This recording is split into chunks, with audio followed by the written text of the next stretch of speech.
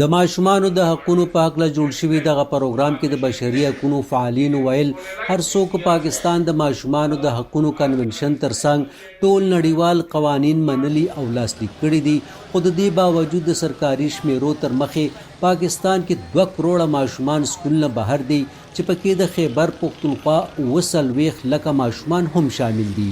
د کارپوهانو تر مخې پاکستان کې تر 1 کروړ پورې ماشومان مهنت مزدوري کوي. خو دوی ویل د ماشومانو د ژوند په هکله اخري نظر پوښتنه 1996 کې شوې ده، نو امکان لري دا شمېرې د دې نه هم زیاتې وي. نو په هغه چایلډ لیبر سروې کې 33 لکه ماشومان په ټول پاکستان کې 11 لکه په چایلډ لیبر کې په خیبر پښتونخوا کې ته د 96 نه دی خوښ سروې نه شوی. اوس په هغې باندې کار روان دی، خو هغه کار د سستروي شکار دی، ځکه چې دا آغاز د دې سروې په 2019 کې شو، تر دې دغه شمېره مخې ته نه راغلي. وايي د نظر پوښتنې نه به معلومه شي چې څومره ماشومان د سکولونو نه بهر څومره مهنت مزدوري کوي او دغه شان ترهګرۍ ځپلي، قدرتي آفتونو نه اغېزمن شوي او د غربت له لاسه په مجبورۍ د مجبوره ماشومانو صحیح اندازه به مخې ته راشي.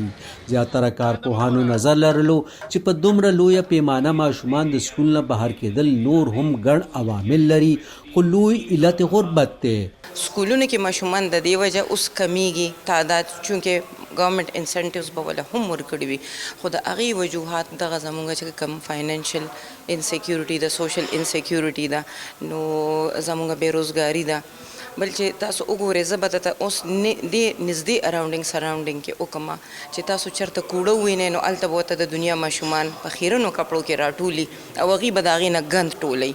خو بل پلو ته د خیبر پښتونخوا د ماشومانو د حقونو خوندي ساتلو او ښېګړې کمیشن چارواکو ویل پښتونخوا د ماشومانو د حقونو قانون 2010 کې منظور کړی دی. 13 ضلعو کې د ماشومانو د قضیو اورېدو عدالتونه جوړ شوي او فعال دي. په نظر پوښتنې هم کار روان دی. دې سروې موږ ته فایده دی چې دې ډاکومنټ راشي، هوپفلی دا جون جولای پورې راشي که نه، نو رپورټ راشي، نو هغې فایده به دا وي چې مطلب ګورنمنټ ته ډفرنټ پالیسیز وضع کول او په دې چایلډ لیبر مینیمایز کول او ختمېدو لپاره ډفرنټ لیول داسې پروجیکټس او پلانز او اکټیویټیز انیشیټ کول به اسان شي، ځکه چې کازز ډېر امپورټنټ دي. لکه ګورئ یو جنرلایز کازز دی چایلډ لیبر چې یاره مطلب غربت دی، خو جي لږ د اویرنس خبره هم ده چې یاره خلک پراپر اویر نه دي.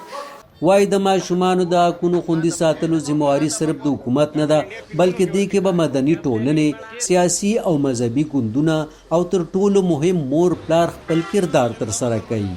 د همکار هاشم سره مدثر شاه، وایس اف امریکا، ډیوا، پېښور.